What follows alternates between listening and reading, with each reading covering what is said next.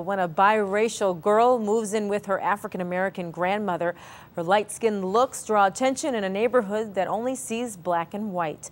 Inspired by a true story, the child will encounter the age-old issue of race in author Heidi Durrow's debut book, The Girl Who Fell from the Sky. Our own Becky Anderson sits down with Durrow in this week's edition of Authors Revealed.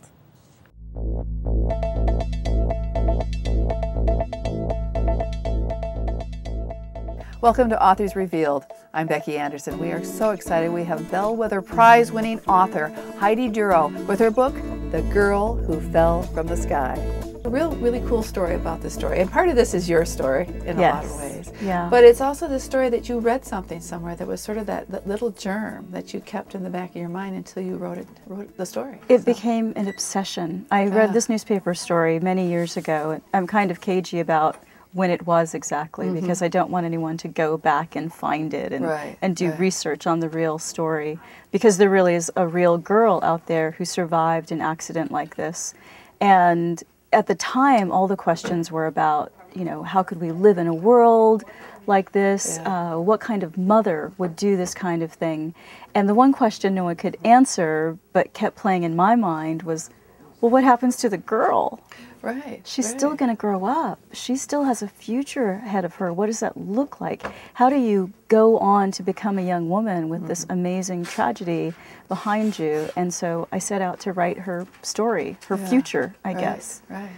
Was it hard to craft it? I mean, or was it one of those stories that just sort of It was a nightmare, if I could be honest. It was awful. No, that's easy, because it's so amazing that it had to be hard. It took forever. I started it in 1998. I left my job as a lawyer, and I thought, I'm going to write the great American novel in 3 months, because I can write a 100-page brief in a week. So, of course, this was the correlation in my mind.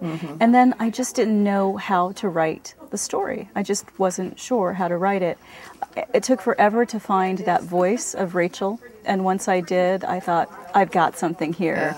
And then the other pieces kind of came in organically after lots of trials and tribulations and difficulties just trying to get a story out.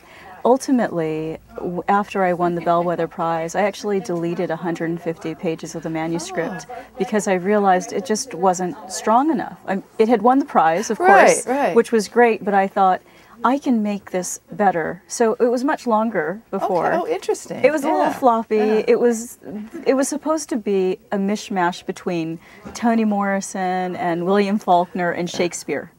Like, that's required reading for a lot of people, and these are all writers I love, but it's difficult for a lot of people to read that. And I thought, no, let me investigate. How can I make sure people are connected to these characters, to this story? I want it to be beautiful, but I also want them to want to hold Rachel to their heart, you know?